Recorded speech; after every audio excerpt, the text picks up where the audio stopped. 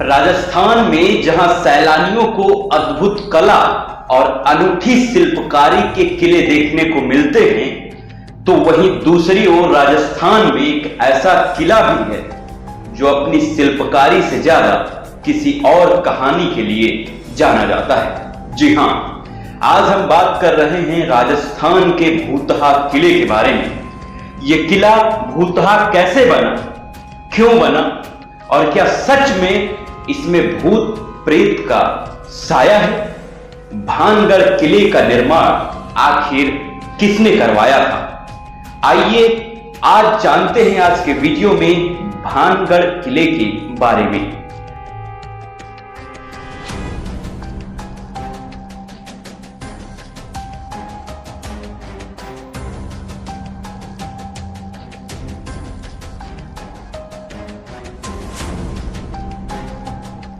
राजस्थान राज्य के अलवर जिले में भानगढ़ का किला बसा हुआ है। सरिस्का बाग परियोजना के क्षेत्र में यह भूतहा किला आता है। भारत के सबसे डरावने किलों में से एक किला भानगढ़ का किला है। पुरानी मान्यताओं की अगर देखें या पुरानी मान्यताओं के अनुसार, लोगों के विश्वास के अनुसार इस किले में अनगिनत ऐसी कई असाधारण घटनाएं घटी हैं जो आप लोग अपने सपने में भी नहीं सोच सकते।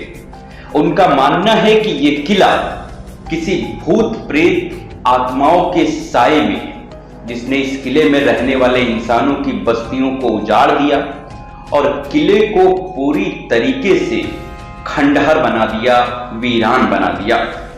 इस किले का निर्माण 1573 ईस्वी में आमेर के राजा भगवंत दास ने करवाया था। इस किले के बनने के बाद लगभग 300 साल तक ये आबाद रहा और खुशहाल रहा।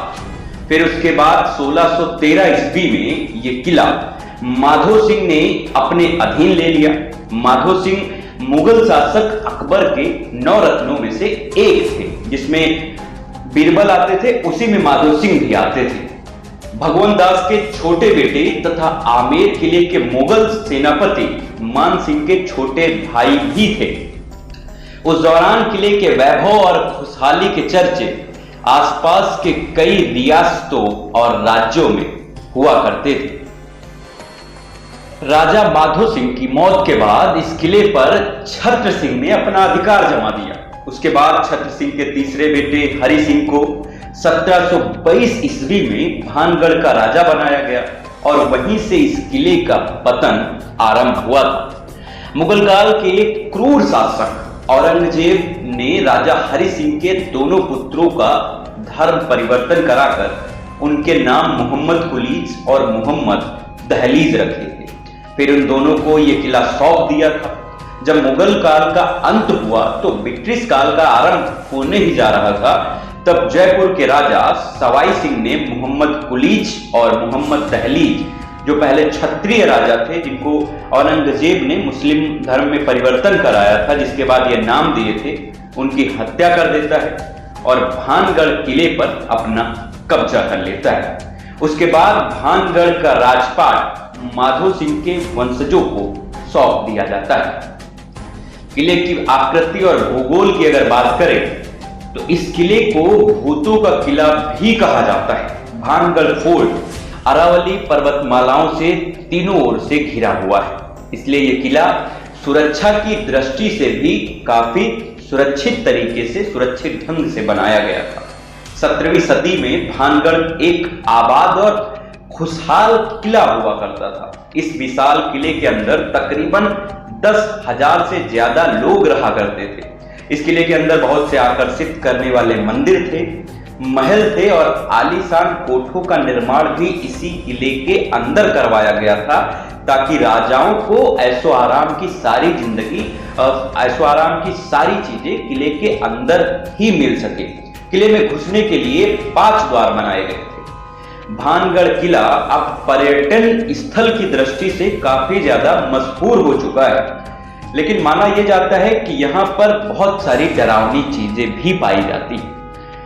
कहा जाता है कि डरावनेपन के लिए मशहूर है ये जगह, लेकिन इस किले में देखने लायक भी बहुत सारी चीजें हैं। जिसकी वजह से इस किले में सैलानी आते हैं। किले का बाहरी परकोटा एक मजबूत दीवार के साथ बना हुआ है, जो दोनों तरफ से पहाड़ियों से मिलकर किले को और सुरक्षित और मजबूती देता है। भानगढ़ किले के मुख्य द्वार पर हनुमान जी का मंदिर बना हुआ है। मुख्य द्वार पे जो पहला द्वार है उस पर, फिर उसके बाद किले के परिसर की शुरुआत होती है। उसके बाद राजमहल और मंदिर बने दिखते हैं। किले के अंदर तक बावड़ी है, जो उस समय लोगों के स्नान आदि करने में ली जाती थी। जैसे आज के टाइम पर आप बड़े रिहायशी घरों में, बिल्डिंग्स में आप स्विमिंग पूल्स को देखते हो, बड़े बड़े होटल्स में, वैसे ही बावड़ी थी उस समय। किले के मुख्य मंदिरों में भगवान सोमेश्वर, गोपीनाथ, मंगला देवी और केशव राव के मंदिर हैं। यहाँ बने मंदिरों की दीवारें और खंभों पर बेहतरीन नक्काशी की गई है। नक्काशी एक प्रकार से पत्थरों पर आकृति को और चिन्हों को कहा जाता है। एक अलग तरीके की डिजाइन पत्थरों पर काटकर बनाई जाती है, जिसे देखने दूर दूर से पर्यटक आते हैं। गोपीनाथ का मंदिर करीब करीब 14 फीट की ऊंचाई पर बनाया गया है और इस मंदिर को चमकीले पीले पत्थरों से सजाया गया है। इस मंदिर को देखने के बाद हमें राजपूतों की वास्तुकला से रूबरू होने का मौका मिलता है। अभी तो भानगढ़ किला पूरे रूप से खंडहर हो चुका है, लेकिन यहाँ के सोमेश्वर महादेव मंदिर में स्थापित शिवलिंग अभी भी मौजूद है। उसकी पूजा भी की जाती है पुजारियों के द्वारा। इस शिवलिंग की पूजा अर्चना तांत्रिक सिंधु सेवड़ा के वंशज हैं, जो इसकी पूजा अर्चना करते हैं। इस किले में एक छोटा सा महल भी बना हुआ है, जिसे पुजारी का निवास भी कहते हैं। मतलब इसमें जो शिवलिंग की पूजा करते हैं वो पुजारी रहते हैं। इसके अलावा इसका दूसरा नाम पुरोहित जी की हवेली भी है। पुरोहित जी की हवेली इसलिए कि इसमें पुरोहित पहले रहा करते थे, आज उनके वंशज उसमें निवास करते हैं। इस परिसर के अंदर एक नचन हवेली है, जिसके अंदर राजा के सामने नर्तक और नर्तकी नृत्य किया करते थे। मतलब राजा को जब भी मन करता था राजा का नृत्य देखने का, तो वो वहां जाकर देखते थे। भानगढ़ किले से जो जुड़ी कहानियां हैं, अगर उन पर प्रकाश डालते हैं तो कई तथ्य सामने उजागर होकर आते हैं। कई कहानियां हमारे सामने आती हैं। सब लोग अपनी अपनी अलग अलग कहानी बताते हैं। क्या है, एक एक करके देखते हैं। आबादी और खुशहाल किला कैसे वीरान और डरावना बन गया, उसके पीछे प्रचलित 2 कहानियां हैं। हम दोनों कहानियों को एक एक करके बता रहे हैं। समझेंगे कि भानगढ़ किला इतना डरावना क्यों है। पहला, बाबा बालकनाथ अथवा बालूनाथ के श्राप की कहानी, कि बाबा बालकनाथ और बालूनाथ की श्राप की कहानी क्या है। कहा जाता है कि जब महाराजा भगवंत दास अपने किले का निर्माण करने जा रहे थे, तब साधु बालकनाथ, जिन्हें साधु बालूनाथ भी कहते थे उस समय, उन्होंने महाराजा से कहा था कि राजन, तुम्हें जहां मर्जी हो वहां किले का निर्माण करो, लेकिन तुम्हारे किले की परछाई मेरे तपस्या स्थल पर नहीं पड़नी चाहिए।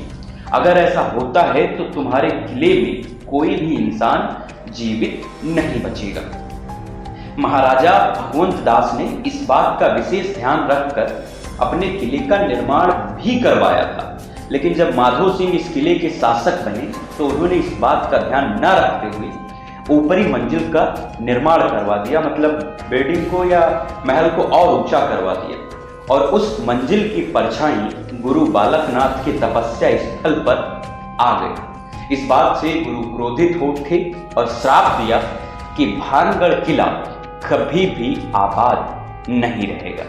उसके बाद से भानगढ़ का किला खंडहर में तब्दील होता चला गया। ये कहानी और भी दिलचस्प होती है जब दूसरी स्टोरी सामने आती है।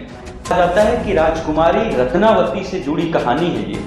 इस कहानी के अनुसार राजकुमारी रत्नावती इतनी खूबसूरत थी कि उन्हें पाने के लिए हर मुल्क के राजा लालित होते थे। हर राजा चाहता था कि हम रानी रत्नावती को पालें। एक दिन राजकुमारी रत्नावती अपनी दासियों के संग बाजार घूमने निकली थी। इस दौरान वो एक इत्र की दुकान पर रुकी, जहां वो इत्र की सुगंध लेने लगी। इत्र को आज के टाइम पे परफ्यूम कहते हैं। उसी दौरान उसी राज्य में रहने वाले सिंधु सेवड़ा नाम के एक तांत्रिक की नजर राजकुमारी पर पड़ी। राजकुमारी रत्नावती की खूबसूरती को देखकर तांत्रिक राजकुमारी पर मंत्रमुग्ध हो गया, वो मोहित हो गया। उसके मन में रत्नावती को पाने की इच्छा जाग उठी, वो तड़प उसके अंदर जाग उठी। उसी के चलते उसने राजकुमारी को अपने वश में करने के लिए तांत्रिक ने काले जादू का प्रयोग करना उचित समझा। उसने उसी परफ्यूम पर काले जादू का प्रयोग किया। तांत्रिक था, उस समय तंत्र विद्या का बहुत ज्यादा चलन था, जिसके बाद रानी पर इसका असर होता है। राजकुमारी रत्नावती ने जिस इत्र की बोतल को पसंद किया था, उस इत्र की शीशी पर सिंधु सेवड़ा जो काला जादूगर था, उसने अपने काले जादू से उस शीशी को मंत्रित कर दिया। इस बात का उसी समय राजकुमारी को पता लग जाने पर रत्नावती ने उस इत्र की शीशी को पास में पड़े बड़े से पत्थर पर फेंक कर तोड़ दिया। काले जादू के प्रभाव से वो बड़ा सा पत्थर उस तांत्रिक सिंधु सेवड़ा की तरह बढ़ने लगा। अपनी मौत को पास देखकर उसने साथ दिया कि इस नगर में रहने वाले सभी लोग जल्द से जल्द ही मर जाएंगे और दोबारा कभी भी जन्म नहीं ले पाएंगे। उन सब की आत्माएं इस किले में हमेशा हमेशा के लिए भटकती रहेंगी। उसके बाद वो उस बड़े से पत्थर के नीचे दबकर मर गया। काले जादू में होता यह है कि या तो जिस पर किया जाता है उसको खतरा होता है, या तो जिसने किया है फिर उसी पर खतरा होगा। एक को तो टारगेट करता है काला जादू। जैसा कि तांत्रिक ने बोला था, वैसा मंजर महज उसकी मौत के कुछ दिनों के बाद ही हो गया। उसकी मौत के पीछे कुछ दिनों के बाद अजबगढ़ और भानगढ़ के बीच भयानक युद्ध हुआ, जिसमें भानगढ़ के रहने वाले सभी नागरिकों की मौत हो गई, जिसमें राजकुमारी रत्नावती भी थी। इसके बाद भानगढ़ किला खंडहर में तब्दील हो गया और लोगों के अनुसार यहाँ अभी भी आत्माओं का साया रहता है। हालांकि भानगढ़ किले से जुड़े उपरोक्त दोनों कहानी के बारे में कोई भी पुख्ता प्रमाण नहीं मिलते, लेकिन अभी भी वहां के स्थानीय निवासियों का कहना है कि शाम होते ही भानगढ़ किले के गलियारों में इंसानी आवाज सुनाई देना शुरू हो जाती है। यहां तक कि वहां के नर्तकों की हवेली से घुंघरू की आवाज सुनाई देती है। लोगों का यह भी मानना है कि आज भी राजा भानगढ़ किले में दरबार के अंदर फैसला सुनाते हैं। आए दिन भानगढ़ किले में कुछ न कुछ पैरानॉर्मल एक्टिविटी होती ही रहती है, जिसके कारण कोई भी भानगढ़ किले में रात के समय में नहीं घुसता है। लोगों का यह भी मानना है कि जो भी भानगढ़ किले में रात में रुकता है वो या तो मर जाता है या फिर पागल हो जाता है। बहुत से लोगों का यह भी कहना है कि आज तक भानगढ़ किले में जो लोग भी रात में गए वो वापस कभी लौट कर नहीं आए। भारतीय पुरातत्व विभाग की चेतावनी है कि स्थानीय लोगों की माने तो भारतीय पुरातत्व विभाग की चेतावनी काफी पहले जारी हो गई थी कि इस किले से रात में किसी के रोने की और चिल्लाने की आवाजें आती रहती हैं। हाल फिलहाल में ये किला भारतीय पुरातत्व विभाग के अधीन में आता है। उन्होंने इस किले में घटित रहस्यमयी घटनाओं के आधार पर भानगढ़ किले को असामान्य और भूतहा घोषित कर दिया है।